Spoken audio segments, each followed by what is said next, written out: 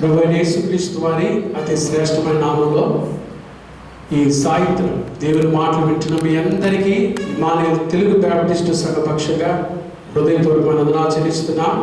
ఈ సాయంకాల ఆరాధనకు మిమ్మల్ని ప్రేమతో ఆహ్వానిస్తున్నాం. చక్కగా మీరు యూట్యూబ్ ద్వారా ప్రతిరోజు ఈ లాక్డౌన్ పీరియడ్లో షార్ట్ మెసేజెస్ దేవుని మాటలు వింటున్నారు. దేవుడు మీ అందరినీ నిండారుగా ఆశీర్వదించుగా ఈరోజు కూడా బలమైన వర్తమానం, శ్రేష్టమైన దేవుని మాటలు మీకు అందించాలని మేము ఇష్టపడుతున్నాం. దానికి ముందుగా ప్రార్థన చేసుకొని కార్యక్రమాన్ని ప్రారంభించుకున్నాం. పరిశుద్ధుడైన మా తండ్రి, దయగల దేవ, ప్రేమ స్వరూపి, మీకు స్తోత్రాలయ్యా. ఈ సాయంత్రం యూట్యూబ్ ద్వారా మీ మాటలు అందించడానికి మీరు మాకు ఇచ్చిన శ్రేష్టమైన ఈ సమయాన్ని బట్టి మీకు స్తోత్రాలు మా తండ్రి. మరి అనేకులు యూట్యూబ్ ద్వారా తండ్రి వర్తమానాలు విని దీవించబడినట్లుగా మీ సహాయం దయచేయండి. మా సంఘ సభ్యులు కూడా ప్రభా ఈ అవకాశాన్ని జాగ్రత్తగా సద్వినియోగం చేసుకున్నట్టుకు సహాయం దయచేయమని ప్రార్థన చేస్తున్నాం. మీ సన్నిధి మాతో కూడా ఉంచండి. ఇది కూడా మా తండ్రి ఈ సాయంకాల ఆరాధన ఆశీర్వాదకరంగా చేసి కూడి వచ్చిన నీ ప్రజలందరినీ కూడా మీరు దీవించమని, చూస్తున్న ప్రతి కుటుంబాన్ని మీరు ఆశీర్వదించమని యేసు నామమున ప్రార్థిస్తున్నాము తండ్రి. ఆమేన్, ఆమేన్. దేవుని వాక్యాన్ని వింటకు ముందుగా మనందరికీ సుపరిచితమైన కీర్తన ఆంధ్రప్రదేశ్లో కీర్తన పుస్తకాల నుండి 2వ అనుబంధ కీర్తన 640వ కీర్తన, ఓ యేసు నీ ప్రేమ ఎంతో మహనీయమైన కీర్తన. దేవుని నామానికి మహిమ కలుగులాగా పాడుకుందాం. నాతో కలిసి ఈ పాట పాడి దేవుని నామాన్ని కనపరచవలసిందిగా ఆహ్వానిస్తున్నాను.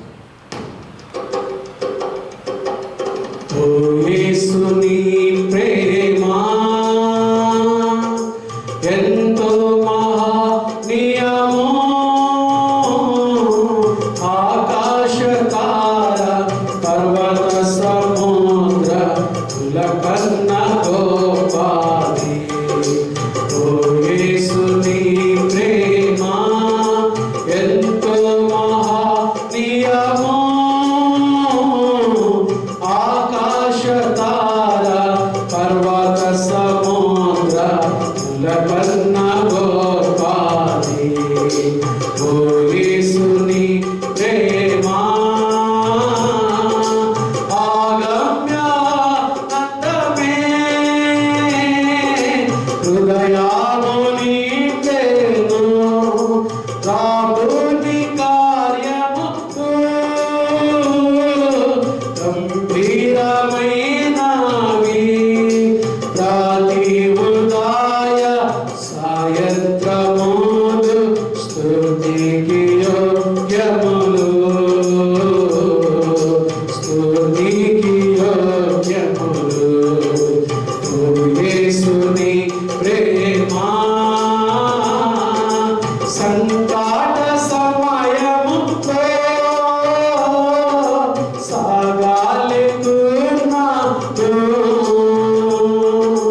దయ చూపున మీద అని నేను మొరగట్టగా, ఇంటి నటీవి నా మొరకు ముందే ఓడానుందు నటివి, ఓడానుందు నటివి. ఓ యేసుని ప్రేమ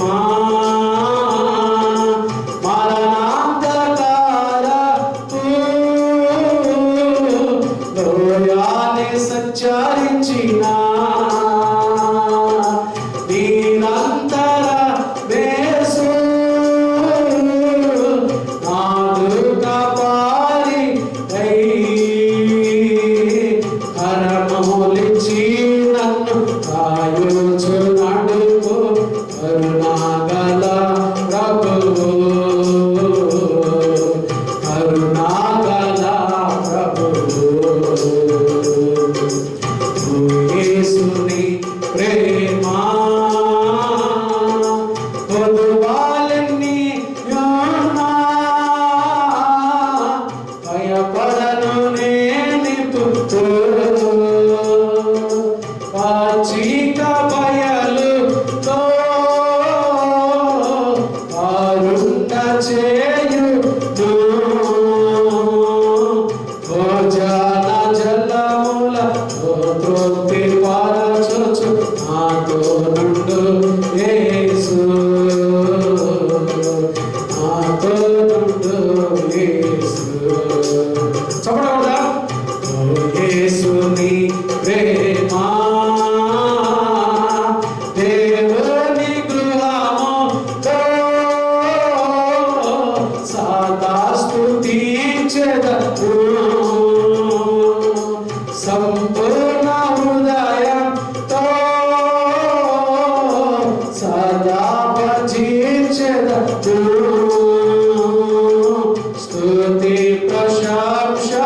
రఘు యోగ్యుడేసు హల్లెలూయా ఆమేన్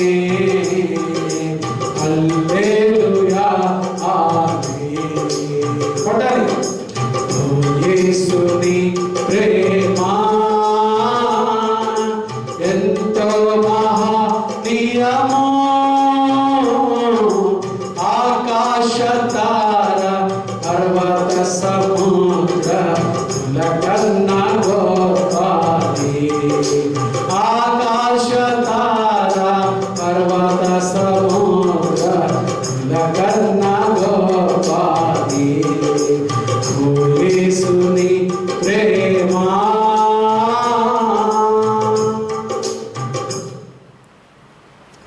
పాట పాడి దేవుని నామాన్ని కనపరిచిన మీ అందరినీ మన ప్రభువారు నిండాలుగా దీవించును గాక. ఆమేన్. ఈరోజు మన ధ్యానం కొరకు పేతురు రాసిన మొదటి పత్రిక. పేతురు యేసుక్రీస్తు ప్రభువారి శిష్యుడు పేతురు అపోస్తలుడు రాసిన మొదటి పత్రిక, మొదటి అధ్యాయము 13 నుంచి 16 వచనాలు నేను చదువుతున్నాను. చక్కగా మీరు బైబిల్ చూడాలి. బైబిల్ తీసి పెట్టుకున్నారా? తెచ్చిపెట్టుకున్నారా? పేతురు రాసిన మొదటి పత్రిక మొదటి అధ్యాయము 13 నుంచి నేను చదువుతున్నాను. కాబట్టి అంటే ముందు ఏదో జరిగిందనమాట. చాలా విషయాలు రాస్తాడు ముందు. దేవదూతని కార్యాలు తొంగి చూడగోరుచున్నారు. కాబట్టి మీ మనస్సును నడుము కట్టుకొని నిబ్బరమైన బుద్ధి గలవారై. ఈరోజు మన అంశం అదే. ఈ మొదటి పత్రికలో 3 సార్లు ఈ మాట ఉపయోగిస్తాడు, నిబ్బరమైన బుద్ధి గలవారై. అందుకని 3 మాటలు చెప్తాడు. ఏం చేయాలంట? యేసుక్రీస్తు ప్రత్యక్షమైనప్పుడు మీకు దేవుడు కృప విషయమై సంపూర్ణ నిరీక్షణ కలిగి ఉండి, నేను పరిశుద్ధుడనై ఉన్నాను కనుక మీరును పరిశుద్ధులై ఉండుడని వ్రాయబడి ఉన్నది కాగా, మీరు విధేయులకు పిల్లలై మీ పూర్వపు అజ్ఞాన దశలో మీకుండిన ఆశలను అనుసరించి ప్రవర్తింపక, మిమ్మల్ని పిలిచిన వాడు పరిశుద్ధుడై ఉన్న ప్రకారము మీరును సమస్త ప్రవర్తన యందు పరిశుద్ధులై ఉండి. దేవుడి మాటలు దీవించునుగాక. ఆమేన్. పేతురు యేసుక్రీస్తు ప్రభువారి యొక్క శిష్యుడు. ఏమి ప్రధాన శిష్యుడు అని కూడా చెప్పచ్చు. పేతురు చాలా గొప్ప విషయాలు ఈ పత్రికలో రాశాడు. నిబ్బరమైన బుద్ధి, బీ సోబర్, నిబ్బరమైన బుద్ధి గలవారై మెలకువగా ఉండండి. చాలాసార్లు పేతురు యేసుక్రీస్తు ప్రభుతో ఉన్నప్పుడు నిద్రపోయాడు. ఒకసారి మెలకువగా ఉండమని యేసు ప్రభు చెప్తే నిద్రపోయాడు పేతురు. దానివల్ల చాలా నష్టం చేశాడు పేతురు.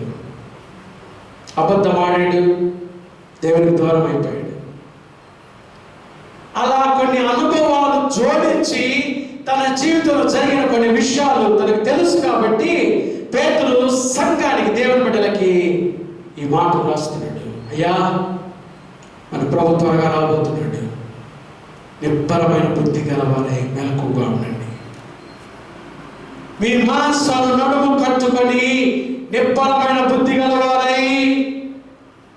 మొదటి మాట ఇక్కడ నిబ్బరమైన బుద్ధి అని అన్నాడు కదా. ఇక్కడ ఏమంటాడు తెలుసా? నేను పరిశుద్ధుడనై ఉన్నాను కనుక మీరును పరిశుద్ధులై ఉండని వ్రాయబడినది కాగా, మీరు విధేయులకు పిల్లలై మిమ్మల్ని పిలిచిన వాడు పరిశుద్ధుడు కనుక సమస్త ప్రవర్తనలో పరిశుద్ధులేనండి. నిబ్బరమైన బుద్ధి దేనికంటే పర్ఫెక్ట్ క్రిస్టియన్ లైఫ్, ఒక పరిపూర్ణమైన క్రైస్తవ జీవితం జీవించడం కొరకై. ఏంటి పరిపూర్ణమైన క్రైస్తవ జీవితం ఏంటో తెలుసా? మనం ప్రభు పరిశుద్ధుడు కాబట్టి మనం కూడా సమస్త ప్రవర్తనలో పరిశుద్ధులుగా ఉండాలి. చాలా మంది ఈ రోజుల్లో పరిశుద్ధత అంటే ఇష్టపడాలి. కానీ మన దేవుడు పరిశుద్ధుడు. మనం ఆరాధిస్తున్న దేవుడు ఆయన పరిశుద్ధుడు, పరిశుద్ధుడు, పరిశుద్ధుడు. నాలో పాపం ఉన్నదని మీలో ఎవరైనా స్థాపించగలరా? ఎవరు చెప్పలేకపోయారు. ఆయన సైన్యములకు అధిపతి యెహోవా పరిశుద్ధుడు పరిశుద్ధుడు పరిశుద్ధుడని పరిశుద్ధ దూతలతో స్తుతించబడి ఆరాధించబడే దేవుడైన ఆయన బిడ్డలమండి మనము. కాబట్టి మనం కూడా సమస్త ప్రవర్తనలు ఎలా ఉండాలంట?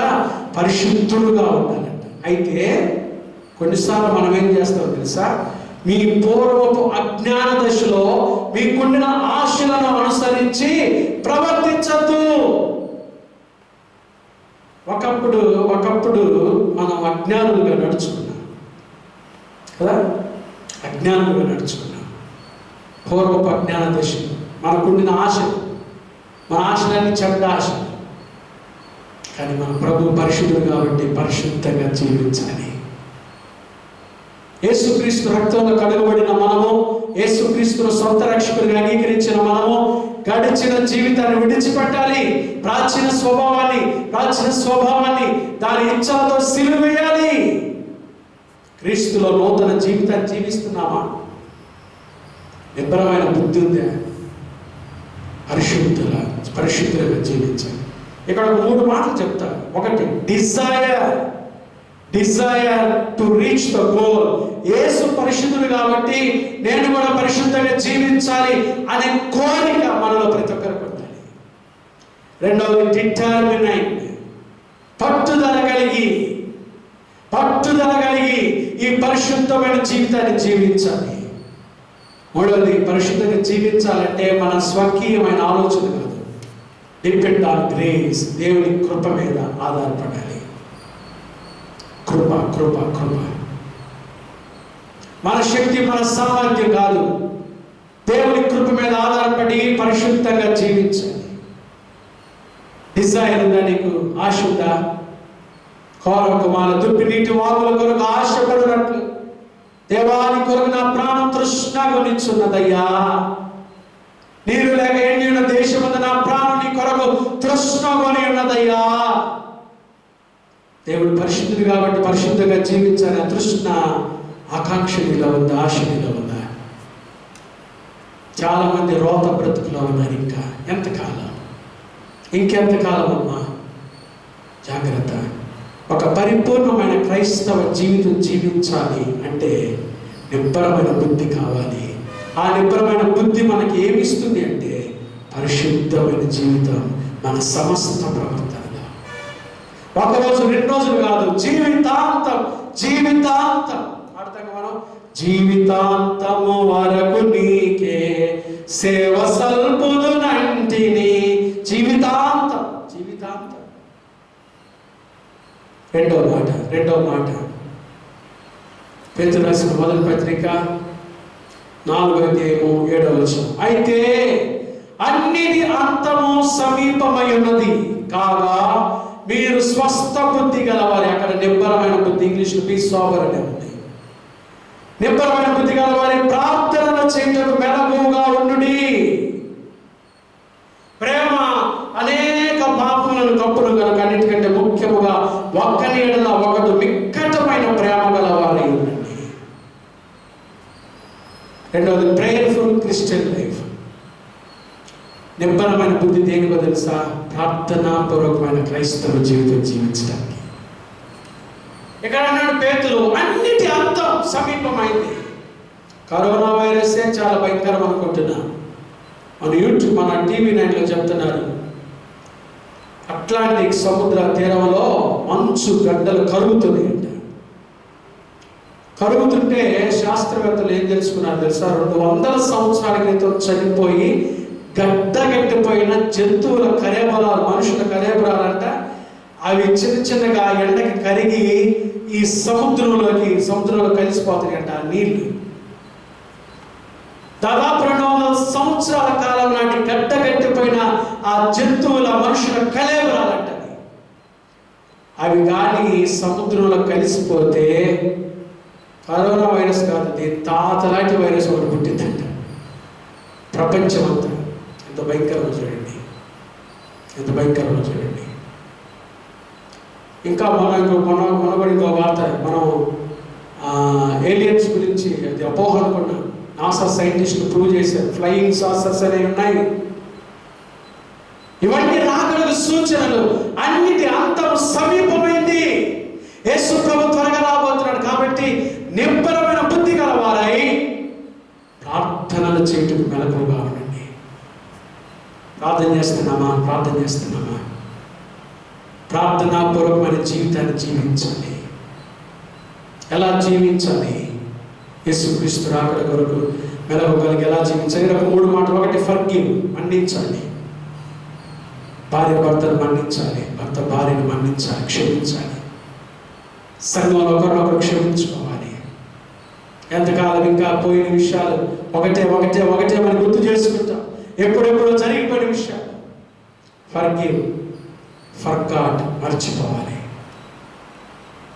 ప్రాక్టీస్ ఆఫ్ ప్రేయర్, ప్రార్థన చేయడం ప్రాక్టీస్ చేయాలి. ప్రాక్టీస్ చేయాలి. భారంతో ప్రార్థన చేయాలి. అన్నిటి అంతం సమీపమైంది. కాబట్టి పేతురు అన్నాడు, నిబ్బరమైన బుద్ధి గలవారై ప్రార్థన చేయటకు మెలకువగా ఉండండి. ప్రేమ కలిగి జీవించండి. ఒకరితో ఒకరికి మిక్కటమైన ప్రేమ. గడిచిన విషయాలు మర్చిపోండి. యోసేపు గురించి నాకు ఇష్టమైన మాట. యోసేపుకి 2 పిల్లలు పుట్టారంట. పెద్దోడికి ఏమని పేరు? మనిషి అంటే మర్చిపోవటం. అన్నలు చేసినటువంటి ఆ దుర్మార్గమైన చర్యను మర్చిపోయాడు యోసేపు. ఆ కక్షను మర్చిపోయాడు. అందుకని ఎఫ్రాయిము అభివృద్ధిని ఇచ్చాడు దేవుడు. కాబట్టి ప్రేమ కలిగి జీవించి ప్రార్థన చేయాలండి. భారంతో ప్రార్థన చేయాలి. మాట ప్రార్థన అంటే ఏదో కూర్చొని సతికిలబడి మంచాల మీద ప్రార్థన చేస్తున్నారేమో. దావీదు ప్రార్థన చేస్తాడు. 6వ కీర్తన 6వ వచనం. నేను మూలుగుచు అలసి ఉన్నాను, ప్రతి రాత్రి కన్నీరు విడుచుచు నా పరుపు త్యాల చేయించున్నాను. నా కన్నీళ్ళ చేత నా పడక కొట్టుకొని పోవచ్చున్నది. 8వ వచనం. యెహోవా నా రోదన ధ్వని. ఈ సమయంలో రోదన ధ్వని వినబడాలి. మనం క్షేమంగా ఉన్నామని కాదండి, ఇతరుల కొరకు ప్రార్థన చేయాలి. ఎప్పుడు? ఇదే సమయం. ఈ సమయంలో ప్రార్థన చేయకపోతే ఒక సమయంలో భారం ఏడుస్తాం. ప్రార్థన చేయండి. Perfect Christian life, prayerful Christian life. 3వది పర్సిస్టెంట్ క్రిస్టియన్ లైఫ్. విశ్వాసంతో స్థిరమైన క్రైస్తవ జీవితం జీవించాలంటే 3వ మాట నిబ్బరమైన బుద్ధి. చూడండి, ఇక్కడ కూడా రాస్తాడు. పేతురు రాసిన మొదటి పత్రిక 5వ అధ్యాయం. పేతురు రాసిన మొదటి పత్రిక 5వ అధ్యాయము 7వ వచనం. ఆయన మిమ్మును గురించి చింతించుచున్నాడు గనుక మీ చింత యావత్ ఆయన మీద వేయుడి. నిబ్బరమైన బుద్ధి గలవారై. 3వసారి నిబ్బరమైన బుద్ధి గలవారై మెలకువగా ఉండండి. మీ విరోధి అపవాది గర్జించు సింహం వలె ఎవరిని మృంగుతునని వెదకుచు తిరుగుచున్నాడు. లోకమందున మీ సహోదరుల యందు ఈ విధమైన శ్రమలే నెరవేరుచున్నామని ఎరిగి విశ్వాసమందు స్థిరులై వారిని ఎదిరించుడి. నిబ్బరమైన బుద్ధి దేనికి? 3వది విశ్వాసమందు స్థిరంగా ఉండాలి. విశ్వాసమందు పర్సిస్టెంట్ క్రిస్టియన్ లైఫ్, స్థిరమైన క్రైస్తవ జీవితం జీవించడానికి నిబ్బరమైన బుద్ధి అవసరం. అప్పుడు మనం విశ్వాసమందు స్థిరంగా ఉంటాం కదా. సైతాను మీ విరోధి అపవాది గర్జించు సింహం వలె తిరుగుతున్నాడు. చాలా మందిని పడేస్తున్నాడు. యవనస్తుల ద్వారా చాలా మంది పడిపోయి ఉన్నారు. ఎంతకాలం ఆ స్థితిలో ఉంటావు? పడిపోయిన వాళ్ళు లేవనెత్తి దేవుడు మన దేవుడు. పాపము అవమానం తీసుకొస్తే మీ తల్లిదండ్రులు మీ వల్ల కృంగిపోతున్నారు, దిగులు పడుతున్నారు, దుఃఖపడుతున్నారు. వదిలిపెట్టండి పాపాన్ని. విశ్వాసంతో స్థిరంగా ఉండండి. సైతాను తిరుగుతున్నాడు. ఎవరిని మృంగుదునా ఏర్పరచబడిన వారిని సైతం కూడా వాడు మోసం చేయడానికి తిరుగుతున్నాడు. జాగ్రత్తగా ఉండాలి దినాల్లో. నిబ్బరమైన బుద్ధి. ఒకటి, ఎందుకు నిబ్బరమైన పర్ఫెక్ట్ క్రిస్టియన్ లైఫ్, సంపూర్ణమైన క్రైస్తవ జీవితం, పరిపూర్ణమైన క్రైస్తవ జీవితం జీవించడానికి నిబ్బరమైన బుద్ధి. రెండవది, ప్రార్థనాపూర్వకమైన క్రైస్తవ జీవితం జీవించడానికి నిబ్బరమైన బుద్ధి. మూడవది, పర్సిస్టెంట్ క్రిస్టియన్ లైఫ్, ఒక స్థిరమైన క్రైస్తవ జీవితం జీవించే నిబ్బరమైన బుద్ధి. విశ్వాసంలో స్థిరంగా ఉండండి, అపవాదిని ఎదిరించండి. యేసుప్రభు త్వరగా రాబోతున్నాడు. ఎవరైతే వారి విశ్వాసాన్ని జాగ్రత్తగా కాపాడుకుంటారో ఒకరోజు ప్రభు వచ్చినప్పుడు ఆయన మనకు కృప తెస్తాడండి. తేబడ కృప విషయమై ఎలాంటి కృప మనం చూడబోతున్నాం. దేవుడు మన జీవితాలు ఆశీర్వదించే రోజు రాబోతుంది. కాబట్టి నిబ్బరమైన బుద్ధి, బీ సోబర్, నిబ్బరమైన బుద్ధి కావాలి. మెలకువగా ఉండండి, ప్రార్థన చేయండి, దేవుడి కోసం విశ్వాసంలో స్థిరంగా ఉండండి. ఒకవేళ పడిపోయారా, ఇదిగో ఈ మాటలు వింటూ ఉండగా పడిన వారిని లేవనెత్తే దేవుడు మన దేవుడు. పడిన చోట ఉండద్దు. గొర్రె ఏం చేస్తుంది తెలుసా? ఒకవేళ బోధలు పడింది అనుకో, ఇదిలించుకొని వేస్తే పడింది పాపం చూడక, ఇదిలించుకొని వేస్తే. కానీ పంది పడిందంటే ఆ బురదలో హాయిగా ఉంటుంది. మనం గొర్రెలం, క్రీస్తు యేసు గొర్రెలం. మంచి మెలకువతో లేవాలి. పడిపోయినావా, జారిపోయావా, దూరమైపోయావా, నిబ్బరమైన బుద్ధి తెచ్చుకో, మెలకువగా లే, విశ్వాసాన్ని కాపాడుకో. ప్రభు త్వరగా రాబోతున్నాడు. నీకు తగిన బహుమానం ఇస్తాడు. ప్రార్థన చేసుకుందాం. అందరూ ప్రార్థన ఏకీభవించండి. పరిశుద్ధమైన మా తండ్రి, దయగల దేవా, ప్రేమ స్వరూపునికి స్తోత్రాలయ్యా. పేతురు రాసిన మొదటి పత్రికలో నిబ్బరమైన బుద్ధి గల వారై, ఎందుకు? ఒకటి, పరిశుద్ధమైన జీవితం జీవించడానికి, ప్రార్థనాపూర్వకమైన జీవితం జీవించడానికి, విశ్వాసమైన స్థిరంగా జీవించడానికి. ప్రభా అయ్యా, విరోధి గర్జించు సింహం వలె వాడు వేదకొచ్చు తిరుగుచున్నాడయ్యా. ఆదాము హవ్వలను మోసగించిన వాడు, దావీదును మోసగించిన వాడు మేము నాయనా వాడి ఊరిలో చిక్కుకొనకుండా జాగ్రత్త కలిగి, మెలకువ కలిగి, నిబ్బరమైన బుద్ధి గలవారమై జీవించిన కృప దయచేయండి. ఈ మాటలు విన్న ప్రతి బిడ్డ జీవితంలో నిరంతరం ఈ మాటలు ఫలింపచేయండి. నిబ్బరమైన బుద్ధి మాకు దయచేయండి అయ్యా. చూస్తున్న ప్రతి కుటుంబాన్ని మీరు ఆశీర్వదించండి, పేరు పేరు చొప్పున దీవించండి అయ్యా. వారి కుటుంబాలలో సమస్యలు, ఒడిదొడుకులు యేసు నామములో తొలగిపోను గాక.